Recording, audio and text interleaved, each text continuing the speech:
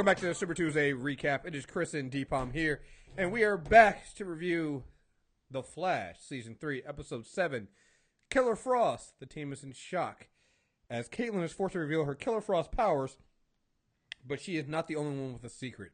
This is the episode directed by Kevin Smith, and he did the one last year. Runaway Dinosaur. The Runaway Dinosaur, which is also another excellent episode. Yeah, I think we just need to start a campaign to get him to direct more episodes. I think he's doing an episode of Supergirl, right? He just racked his Supergirl episode. Yeah. He has a beef with somebody on Arrow, but I need them to fix that so that he can start directing. It was because they were using. I know exactly what it is, but I think he's in the fold now. He doesn't watch Arrow is the thing, so he's not as tied to that continuity. Well, but he invented onomatopoeia, and I think they used him as a villain at one point. Oh, yeah. And I don't know, it was a whole thing. It wasn't a big thing, but he made a joke on a podcast. Someone took it a little bit too personally, and he's like, "Hey, man, I'm allowed to joke. I literally invented the character." Mm-hmm. And I don't know, people get in their feelings, but I think with the reception he's going to get off this Flash episode and the one he got with last season, and from all the accounts on how well he did on Supergirl, I think he's going to be okay in the DC TV universe at least. Yeah. I mean, I'm going to start the campaign to get him to direct at least one episode out of each show. I'm sorry, Kevin Smith directing a Captain Sarah Lance episode of Legends. Just throwing it out there. Just throwing it out. No, because it's nice, and I know we don't usually talk about the directors. This is literally a chance for a fan to come in. Mm-hmm. More than just he likes comic books like us. He literally, I listened to him cry on his podcast about a Flash episode. Yeah. This guy cares about these shows and his attention to detail. There's a little, so they asked him on the show, is there anything you're able to sneak in there that was a little subversive or weird? He said, well, the episode's Killer Frost, and I can't spoil anything, but at one point there's a set piece at a refrigeration plant. And they were like, well, what do you want to name the truck outside? And if you guys go back and watch, it's called, he said it's the only joke he was able to sneak in is Let It Go. So Let It Go from Frozen is the name on the side of the truck. It's but that, even stuff like that, he joked, apparently during the writing, one of the breaks, he was like, let's go to Jitters, I'll go to Flash. Him making that joke in front of the other people on set were like, okay, he cares. Yeah. And not only that, I mean, because not everybody who's a fan can direct episodes, but right. It's what happens. We talked about last episode and how last episode we had some serious issues with how the episode went. It felt disjointed, didn't feel. This episode, when you look at it, it literally has 3 different subplots going on here, and yet it all works together. So what episode number is this season? This is 7. They tied up 6 episodes of threads. Yeah. Yeah. And it never felt bloated. It never felt overstuffed. It all flowed within the hour. I was never like, wait, what happened? I never felt lost, but they got so much into this hour. Dude, we got Savitar and Killer Frost in the first 30 minutes. Then we went into getting Wally. Nigga, we got Barry and someone finally verbalizing, all this shit is your fault. Yeah. That's an emotional through line that's been running since episode 1 that no one has said. Well, it goes back to what Earbot said. He's like, who's the real villain now, Flash? Well, in this episode, you find out it's Barry. Barry is the cause of everything that has happened in this season, more than any other fucking season, and he's the villain. Even down to the line when he's talking to Caitlin and talking her down when he's like, you have to kill me. He said to her, you want to be the villain, this is what they do. They kill their friends because nothing matters to them. In a way, Barry is talking about himself. Mm-hmm. That shit is, and that's why, like I said, most times we don't mention directors on the episode, but it's very, very clear because it's the same thing that happened when Kevin Smith directed the episode last season, where you're just like, okay, most times the directors kind of really don't matter, but every now and then they'll bring in that director, and you're like, okay, that director mattered. They tied everything together, put everything together. And again, when you compare this episode to what happened last episode, it's like a different show. completely different. Like, and not even that. Like some of the shots that he chose, like the shot of where they open on the cocoon and they pan up to Joe's concerned face. I was like, that's a great shot. Mm-hmm. Well, even when Barry comes in and saves everybody when the cocoon explodes, that's again another great where he goes and literally picks up and moves. It's another great shot that happens. I mean, there's so many things in this episode that you're just like, okay, somebody who really cares did that and put that in there. And I mean, it was fantastic. I mean, they threw a lot in here. So all right, let's get into this. Let's start with one Savitar. So they're going with we knew he was going to be in this season. I think one of the things, and we talked about this, hey, bringing another speedster, how are we going to handle this? One, the way they handle the speed. Is great. Only Barry can see him. He's speed, but not like the speed we've seen before. In a way, it makes me go, damn, you guys might have actually been able to do Zoom like Zoom in the comics. Yeah. You know? This is Zoom in the comics. Yeah, that's what I'm going to say. Like, this is exactly what Zoom in the comics is kind of like. It's like he's not tapped into the speed force, but he's still fast using kind of time. And so they could have done that. But I like the aspect of, we've never had this dynamic. You're going to bring in somebody who uses speed, but he also has basically an acolyte in alchemy who's just as dangerous as him. We've technically never had that before, right? We usually have the one big bad, and every now and then he'll send out, matters like Zoom did that last season, and I don't think Thawne did it in season 1. I mean, metas were there. Well, maybe with Grodd a little bit. He did kind of create some, but not like this in which, hey, there's a hierarchy here. It's Savitar, and then alchemy is underneath him, and that leads me to believe that it probably won't happen this season. Probably next season we'll probably get the rogues actually acting. That's 100% what I was about to say too. It's great because the first season was, I mean, it was the Reverse Flash. The second season was Zoom and his legion of bad guys, but he didn't have any lieutenants. This is the first time we're seeing like an organized strata, and the next step is to say, well, take away the speed, but leave the organization. Mm-hmm. Exactly. And I think it's interesting. Savitar, I'm giving him not a pass so much, but I'm taking a very wait and see approach to see how they handle it. If they treat him like a god, like he literally, there's no way to stop him. They can only hope to contain him, like that. And I think that the Speed Force tapped into by 4 speedsters running at once might be enough to offset some of that godliness, or maybe entrap him. Like, I think that that'd be a really nice touch for them to have a season end where the big bad stays on the table for something down the road. Right. Because Zoom was turning into Black Flash, and Reverse Flash, while still being a pain in the ass through history, we've seen the end of his timeline. Well, correct me if I'm wrong, but wasn't Savitar the one where like he didn't really beat him in the comics anyway? Walla didn't beat him. He said, "Do you want the Speed Force? Here it is," and throws him into it. And throws him in, and that was it. Like that. And so again, like you're right. That could be the way they end this. Like it's not gives you a different way of beating the villain. And again, by having the other thing too, I liked about how they're doing Savitar is they're dealing with the thing of time again, with him telling his acolytes, "I've seen the future." So, and we'll get into Caitlin later. But when that one acolyte tells her, it's like, "I know who you are, Caitlin Snow. You're Killer Frost. I've seen the future. I've seen you. You're powerful." Makes you go, huh. Okay, so what does Savitar know, and how does he know it, and what's going on here? Because it seems like not only does he see does he know the future and what people's potentials are, he knows what they were in the other timelines. So it's like you have a villain that crosses not just time but dimensions as well. So and has seen all these powers.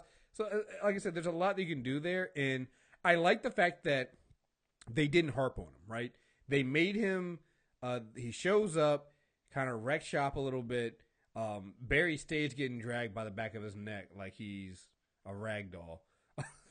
Like, I love how disrespectful the other that's species. Barry's. that's Barry's reverse move. Like, that's his move, like Jordan in the baseline jumper. Mm-hmm. Barry's move is getting dragged, literally. Mm-hmm. Yeah. And I love the fact that they threw him in there, and then he's gone, and then he shows up again at the end, but like does what he has to do, gone, and then we can focus on the meat of the rest of the episode, but still ties it in because Caitlin had to use her powers to save Barry, and in a way, again, Barry is the cause of her going off the deep end here. She had to use her powers, and the more she uses her powers, the more problems she has. Yep. You know? So, I really, again, that's how you're able to have different plot lines and threads, but still have these little small things that tie them together. And, I love that they even threw a line in there at one point about that, about her having to use her powers and Barry bringing that up. So let's get into the I guess the real meat of this episode. Caitlin.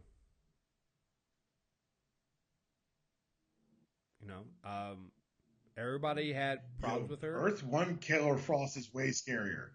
Way scarier. The way she uses her powers is way different than Earth 2. And again, we talked about this before, but I really like how they're doing this. They're making her a completely different Killer Frost than the one we saw in Earth 2. Not just from the way she's acting, but also the way her powers work. How we see her powers. Yeah, Earth 2 Killer Frost kind of leaned into the evil, which I think is why we all liked Danielle Panabaker's performance, because it was kind of campy, kind of over the top, kind of like cartoonish evil. This is like a tortured level, but we also get to see that her powers affect her personality. Like the shit she said to Barry, I was like, she's not wrong. The Caitlin bars this episode were amazing. Like you helped your mother? Yo, just accurate. Just sniper rounds. Something like you helped Dante? Yo. Mm-hmm. Like you fixed Cisco's family. Ooh. Some things you break you can't put back together. She was killing them. She was killing them. And I know it's part of the script, but part of it is the performance they got out of this. Like, if you watch the scene, you watch the rest of the team react to her words, they really sold it. Oh yeah. Oh, and shout out to they're all getting it. Like they all get it, but Carlos Valdez, his reaction and like the scenes he had, because it reminds us back in episode 1 when we got him, or was it episode 1 or was it episode 2? Yeah, episode 1 when he was, we had the down, mopey, depressed Cisco. That return, because for a while there it was gone, right? We had the fun, happy Cisco back. Everybody's like, okay, fine. All right, he got over Barry being a dick before. All right, so that's pretty quick. And then it comes back, and you're like, oh, nope, it's still there, and he just got a reminder, and it's even worse now because he just found out that Dante is actually was alive before Barry did Flashpoint. And what makes it worse is, he doesn't know this, but we saw Dante and Cisco make up. Yeah, we saw them rebuild that bridge. Right. So Barry can't even be like on some, and it would be a dick move to say this, but he can't even be like, well, yeah, he was alive, but you guys didn't talk. Can't even do that, yo. Can't even pull that out of your bag of villain tricks, yo. So, yeah, I like the fact that that it's clear that these powers affect her personality, and we've seen that, right? We've seen people give into their powers and have this fear, and it's a good way to separate her from Earth 2, and like you said, it gives the character a more tortured feeling, right?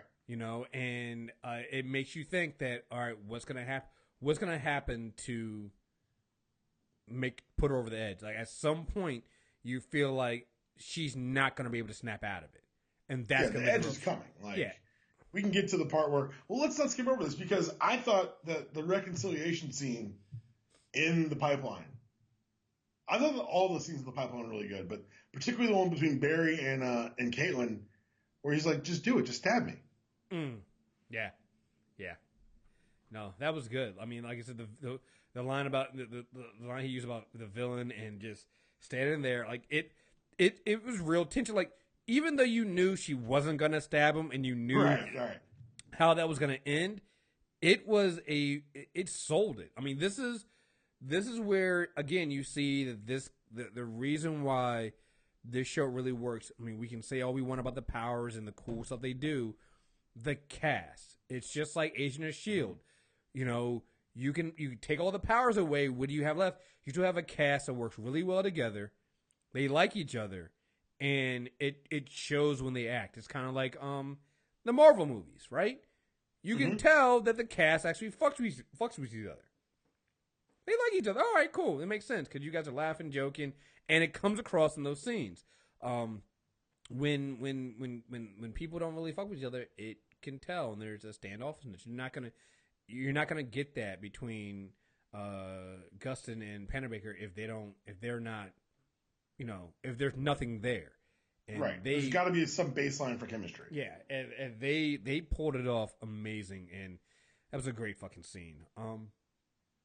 Real quick, going back to her powers, like again, using her powers in completely different ways than we've seen. Her fogging the room, the interrogation room. Yo, her power usage was off the charts here. I want to be like, yo, where'd she learn that shit, yo? That's the other thing about this show. Barry learns like a new speed trick every 6 episodes. These bad guys show up with like PhDs in how to be a badass. You know what I'm thinking it is? It might be that thing as a hero. You know, I know exactly what it is. Remember, what was it? Was it something it was something we read when for the Flash when they were like, yeah, I never realized how much he took it easy on us. What was that? It was like he I think it was Cole talking about Barry fighting Barry or something like that. And he was like, yeah, he never hit his full speed, never did any of that stuff. He kind of held back a little bit. That might be Rogue Revenge. Yeah, there you go. That might be it. Like, oh, wait. Villains don't hold back.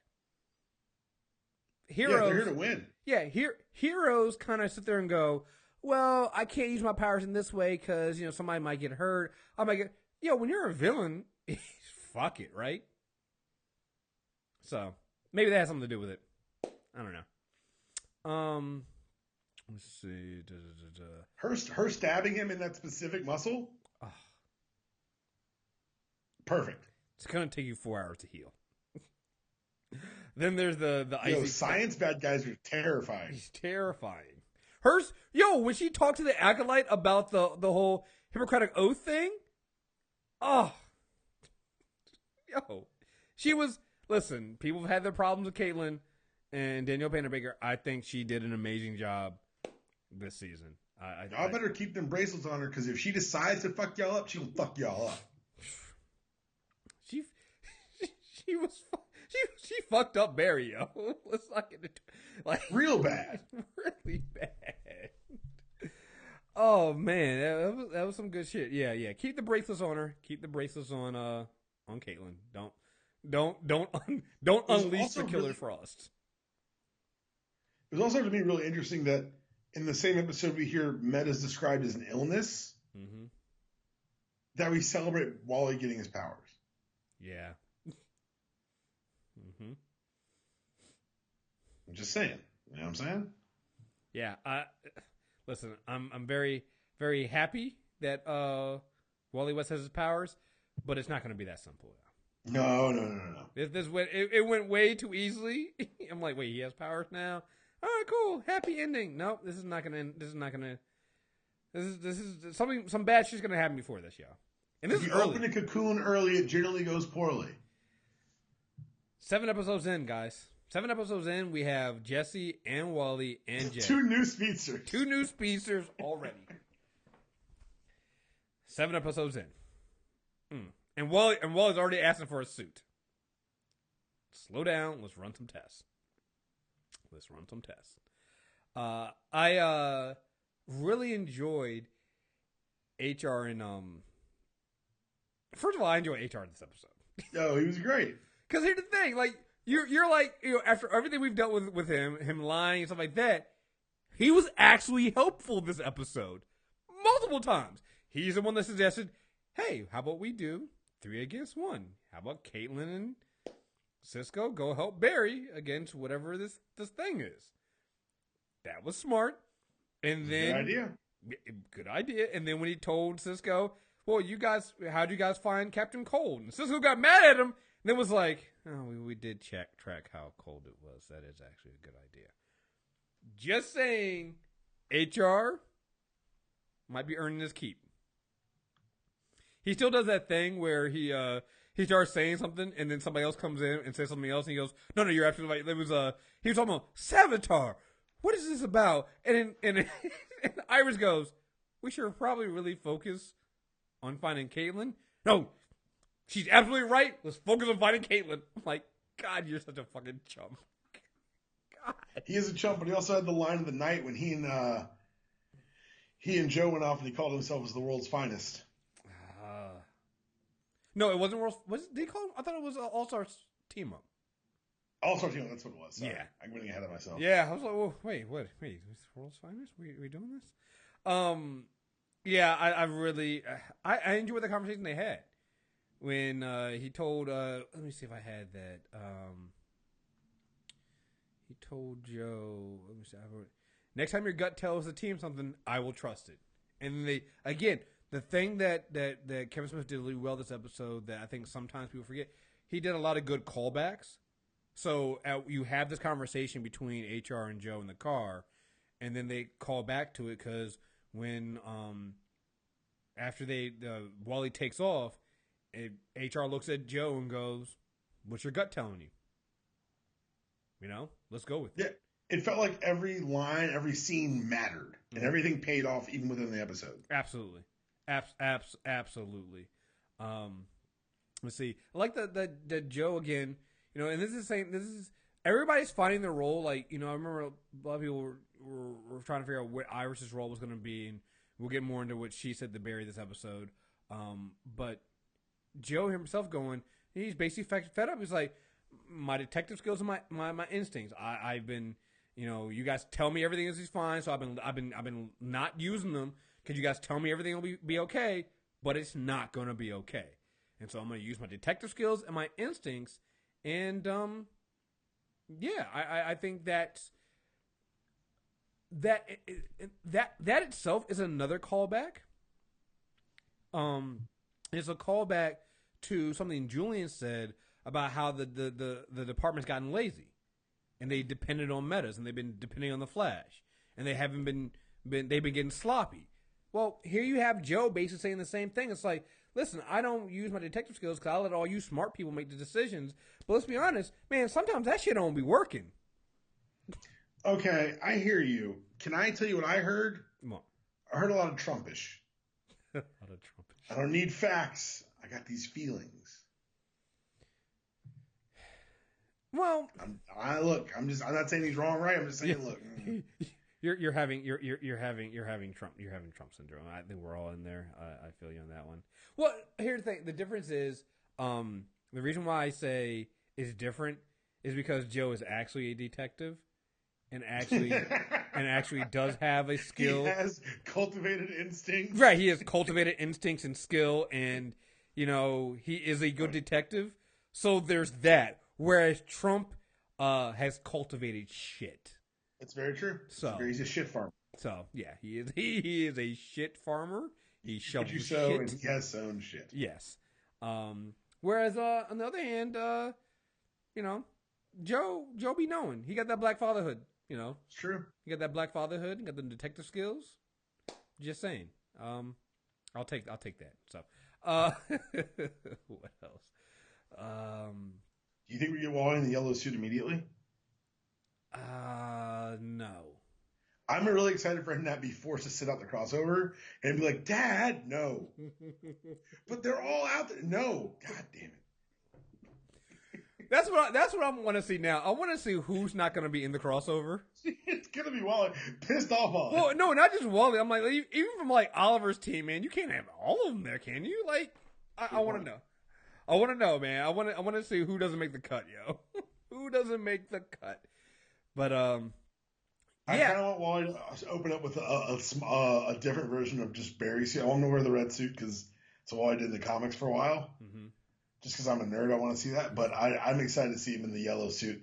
And I'm going to say this now. I'm going to bitch about the red gloves every week.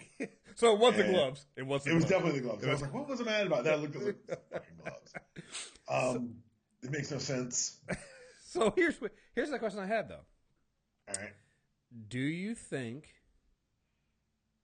Wally sticks around? It's interesting. Because, like, you're going to... Like, does this show move forward with Barry and Wally as two speedsters, and like, will they do that? Can they even do that? Okay, so there's two ways out on this that I think. Mm-hmm. The first one is you put him in Keystone. Yep. They made a pretty big point of, he's at his mom's house in Keystone, which is like, if anyone's read comics, they call themselves the twins, the Gem Cities, because they're twin cities. Mm-hmm. I think you can put him in Keystone after he trained up. Mm-hmm. Or, and we've seen this in other media, and cover your ears, people who don't want to be spoiled, because this might actually happen. There's very few ways in fiction to stop a god without a sacrifice. Barry feels responsible for everything that's happened that's gone wrong. Barry has shown a propensity for sacrifices we've seen at the end of this episode we'll speak to. Mm-hmm. And Barry is finally coming to grips with the fact that this is indeed his fault, and the truly heroic thing would be to atone. I think Wally might open up season 4 as the Flash. They may just run Barry into this, but we lost in the Speed Force. And then we get like Barry echoes for the first 3 episodes, and then you bring him back. Okay. I was thinking more along the lines that they sacrifice Wally, just because they ain't gonna kill Wally, dog. They will not kill Wally. Okay. Not in Dpalm's America. Fuck Trump. Look at me. I'm the captain now. I'm just saying. They ain't gonna get. Oh man, no. This is it. Blame Kriss. If they kill Wally West, Kriss. Oh my God. See, I was trying to avoid. Like, I'm sitting there going, man, Dpalm's gonna say it, not me. Good. I won't have to be the villain here. Okay, fuck it. I'm gonna be the villain. I tried to avoid it, but then I pushed through it and did it anyway. Fuck it. That's so brave of you. Fuck it. Fuck it. I'll be the Barry Allen this episode, all right? I'll be the real villain. Yo, I don't think Wally's gonna make it at the end of the season, yo. You asshole, man. Oh, I mean, listen, and Wally's my Flash, yo. But don't let him kill Wally, man. I'm just saying, man. I don't want them to. I'm just saying, man. Just throwing it out there. Yo, Because here's the thing. I think you know it too, but you didn't want to say it. I don't think they'll kill him. I think it is a little expensive to have 2 speeches on television every week. But do you think they're gonna get rid of Grant Gustin? I think they're gonna let his ass take a seat for 3 episodes next season. But then you get back. Then you come back to the same problem of having 2 speedsters in a season. Send him to Supergirl. Send him to Supergirl's world after the. Do you guys have speedsters there? Do you want one? Do you want a speedster? We can loan you one. I love you, but this is my chance to do good. Oh man. Well, I feature guest star over on Supergirl. Oh well, can he sing and dance? Because you guys want that musical so bad. Maybe that's what it is. I don't want a Supergirl musical. I want a Flash musical. We talked about this. Oh God.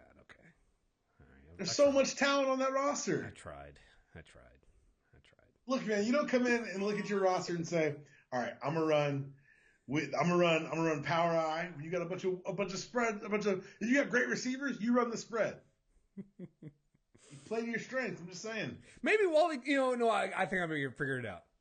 Wally goes to Earth 2 to be with Jesse. To be with Jesse. There we go. That's fine. There we go. I saved Wally West. No, you killed Wally West, and if he dies, we as a podcast are coming for you. I just recruited everyone who listens to this podcast. You guys gonna be about coming over the hill like fucking Braveheart and shit. Coming into my mentions. Whose fault is this? The writers? No. The editors? Nope. Kriss from Movie Show Reviews. I want them to say that in an interview too, because we know they listen at this point. Yeah, you're right. All right.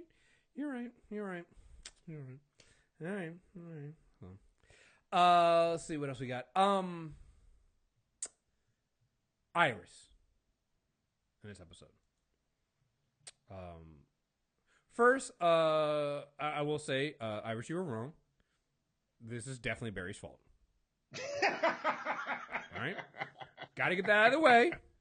I know you love this man. That's true. I know you love this man, but it's definitely his fault. It's definitely his fault. But I do think that, and that was the first conversation she had. The second conversation she had with him, I think she had a good point. She was like, "Hey, Barry, you don't know if Dante could have died anyway, and Caitlin could have already had those powers." Which I think are two things that we've kind of, we blame Barry for this stuff, but remember, 2 to 3 months passed after he did Flashpoint. So he was in Flashpoint for 2 to 3 months. So we don't know, had he never run back in time, hey, Dante could have still been killed by hit by a car. Mm-hmm. And again, we still don't know how Caitlin got her powers. Right. So, like, in that respect, I think Iris was telling Barry the truth. It's like, you can't, yes, we're going to blame Barry because, God damn it, Barry, you shouldn't have gone back in time. You shouldn't have done Flashpoint. I get the motivation. I get why you did it. And I get that he was hurt. But shouldn't have done it. But some of these things you can't necessarily draw a one-to-one comparison. Yeah, alchemy, Wally getting powers, the rival, all those things, definitely one-to-one comparisons from Flashpoint. The other shit, though, we don't know that. Right. Dante could have gotten hit by a car anyway. And you know what? Barry would have said, I can't go back in time to save your brother. That seems like a very logical thing. Caitlin, they made a point of saying, hey, people's powers, when they're hit by the particle accelerator, develop at different times. Caitlin could be a late bloomer. Right. We don't know. There's no explanation to say, yeah, that definitely is this. So, yeah. So I think what she said there, I think what she said there was absolutely 100% right. But then I also go back to some Caitlyn bars when she was talking about, when Barry was talking about, well, Hope, he was like you promised Eddie, Ronnie, for a hero, you sure do have a lot of people die around you. And she's like, he was talking about, Eddie is dead. Mm-hmm.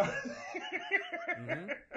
And then now you're fucking Eddie's girl. Right. And then she was like, I'm broken, Barry, but what do you care? You got Iris. Everyone else be damned. He got his happy ending. Like, if you think about it, Barry's the only one that got the happy ending. He got the girl of his dreams. Everybody else lost somebody. He's going to have to sacrifice eventually, man. I'm telling you, man, when Thawne vibrates that hand through her head, man, I'm going to cry. That's got to happen. A reckoning, a crisis. And every time there's a crisis, a flash falls. Mm-hmm. And I like the fact that the big bad this season, while we think it's a god, is actually Barry Allen. Barry's the big bad. Oh, yeah. And they put that in very stark relief last night, and it didn't feel out of place, didn't feel forced. It felt like that's what they've shown us these first 7 episodes. It's all your fucking fault, Barry. Mm-hmm. Yep. All of it. Everything came from there. So, Yep. I'm trying to think if there's anything else we got here. Before we get into the last thing with Julian. No, you got anything else before we get to Julian? I'm trying to think. I don't think so. Oh, I love that Cisco's mad at Barry again, and I love it when he was like, when he goes off to find Caitlin, and Barry's like, if you find her, I won't call you. You've done enough. like Cisco, and tell him at the end, it's like when Barry has to tell me the truth, man. Are we gonna be okay? Cisco went, I don't know. No, Cisco says, do you want me to tell you the truth? And Barry like half laughs. Yeah. Yeah. But this isn't funny, motherfucker. But again, this goes back. The callbacks and the tie-ins to things that happen in this episode or throughout. It goes back to when HR was talking to Joe, and he said Barry's superpower is hope. Always hoping and believing that things are going to work out in the end. And nothing made that seem more evident when he, like you said, he had that smirk on his face. Yeah, man, tell me the truth, man. Are we going to be okay? Thinking and hoping that he's going to get the easy answer. And Cisco gives him the truth. I don't know. And give him the truth. Yep. What he had to give him. Mm-hmm. Yep. I will say this. During the Blackest Night crossover, Barry Allen gets a ring. It's the blue ring for hope, and I really enjoyed that little touch. Mm-hmm. Mm-hmm. That movie's gonna suck, but this show is great. Yeah, that movie's gonna That movie's gonna be fucking terrible. God, I saw the image today of the suit again. I just wanted to scream. Every time it comes across the screen, I'm like, ugh. God. I just think to myself, actually, don't let me see this. God, will it ever happen? I'll tell you one thing, man. Look. If Donald Trump finds some way of getting Zack Snyder off of Justice League and getting that suit changed, I could change my mind about neo-Nazis. 100-day plan. I could change that is the only way I can change my mind about white supremacists running the fucking White House. You fix that fucking suit, Trump, I'll turn into fucking Bernie Sanders and I'll start believing in you too. I'll work with Trump if he can get that fucking Flash suit fucking fixed by next November.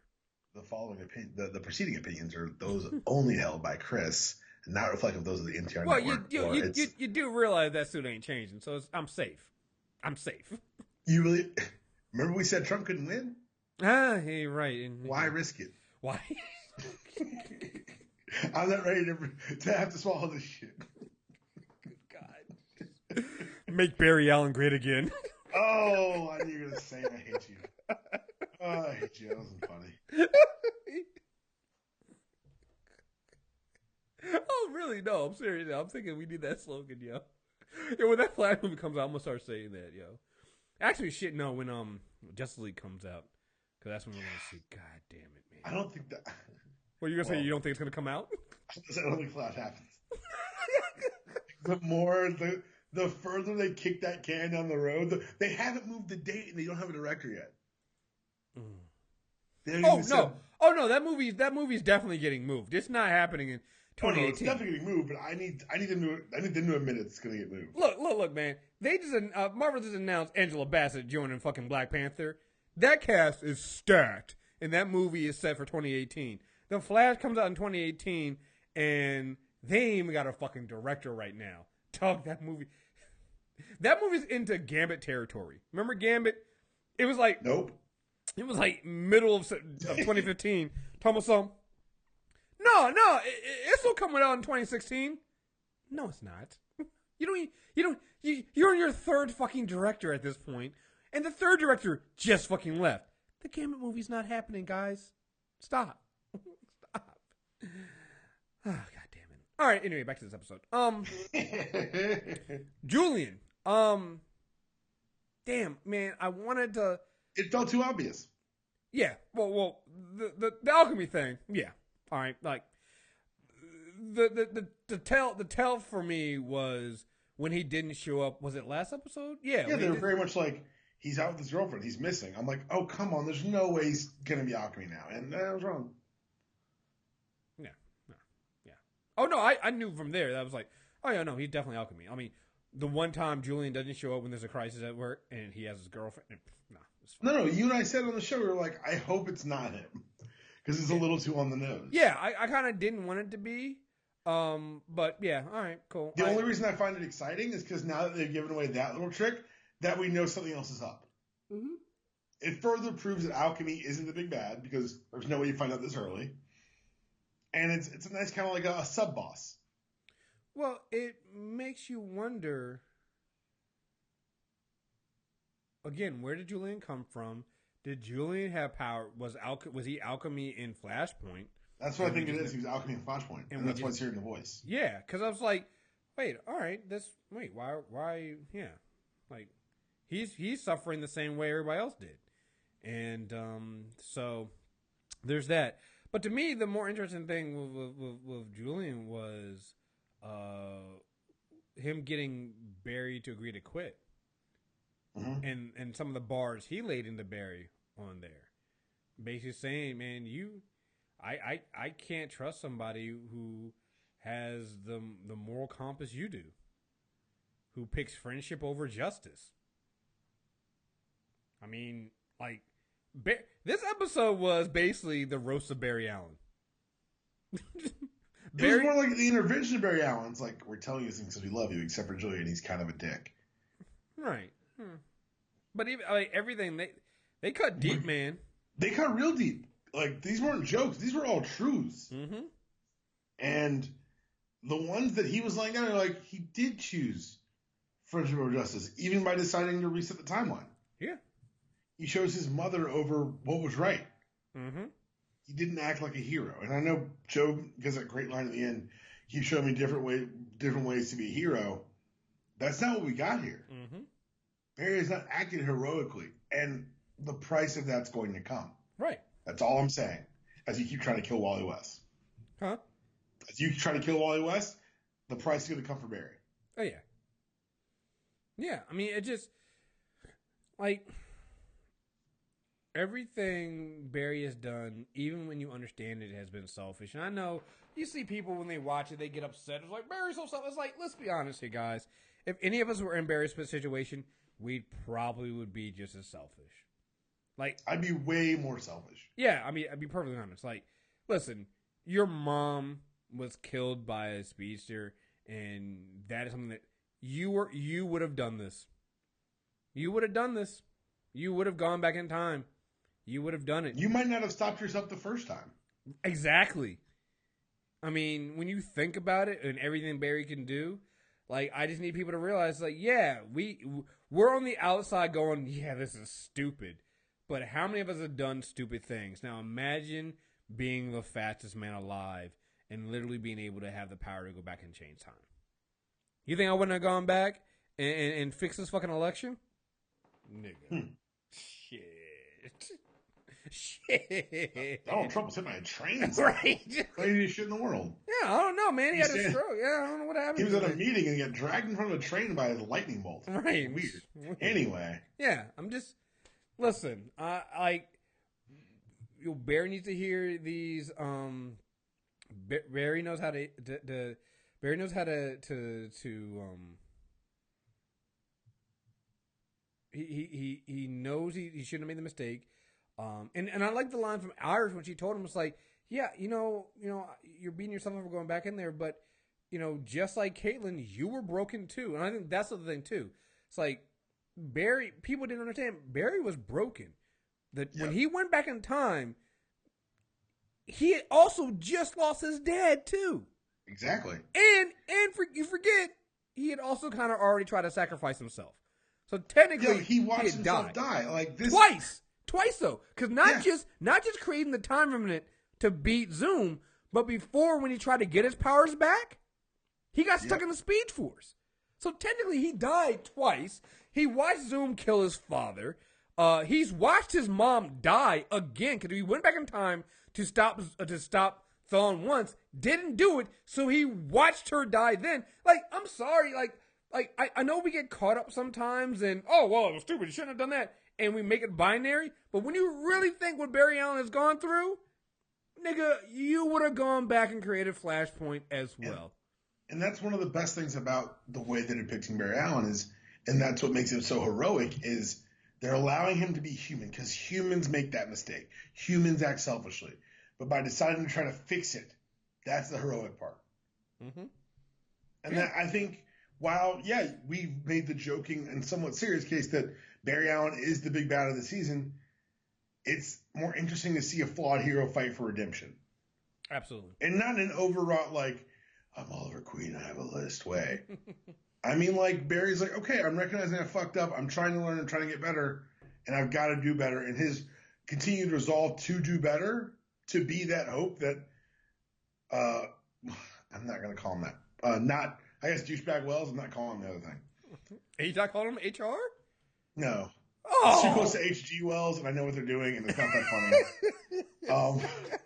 It's just too close. But it's like you said, that real power is that hope that he has. And the fact that he still got it is heroic and inspirational. All the other good things we think about this show. Yeah. I mean, you know what? Now that I think about it, and they've done this with each one. CW has done this with each one of their shows, and this is why they're doing it so much better in the movies.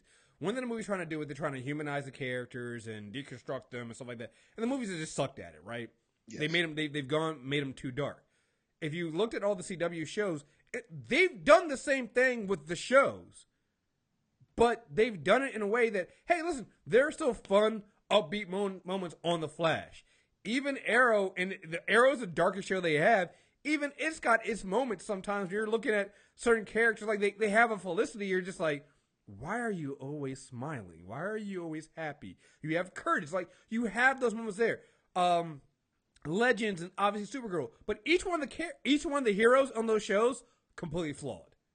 Each one of them can have those real serious moments, and they show themselves that they're heroes. But they're like, listen, the Legends are literally fucking like they came across the Justice Society of America, and the Justice Society of America not only kicked their asses, were just like, you guys are amateurs, go home.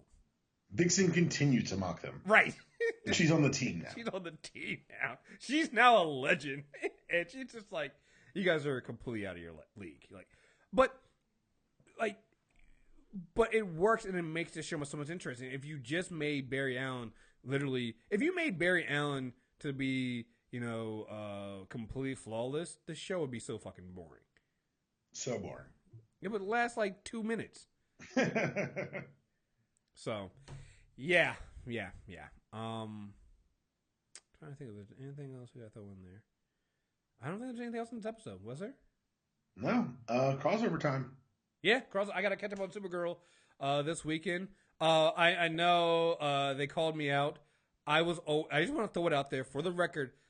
I was always going to reach out to Shanna and the doctor about being on the review. I got to talk to us. I'm not sure how we're going to do it. We might combine Supergirl and Flash and just do one Super Tuesday next Wednesday for both of those together, and then do the same thing. Well, obviously we do Arrow and Legend of Tomorrow together, but also get them on for our Legends and the Arrow one on next Sunday. So we'll figure that out and get back to you guys and let you guys know how that works out. But I'm really excited for episode 4 show crossover. It's gonna be fun. And I am just looking forward to Oliver Queen being completely exasperated with Barry and Kara. He can't be mean to Kara, can he?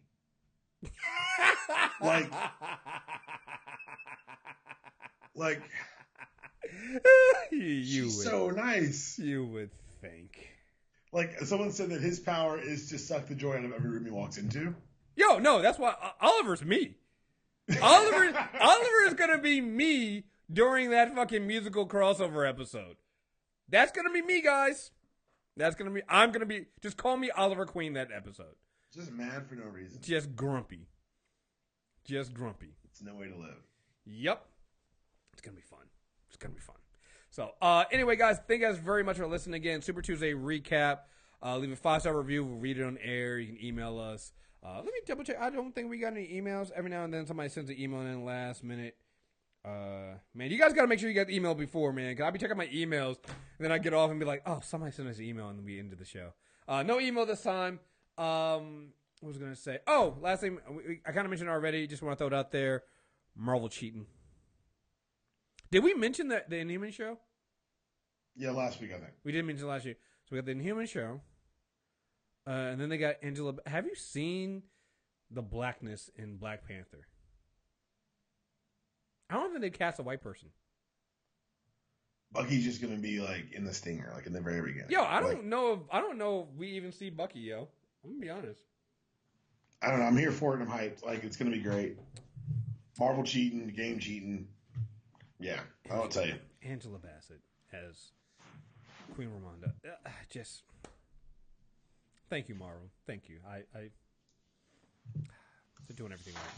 All right, folks. Again, thank you guys very much for listening. Until next time, we're out of here. Peace.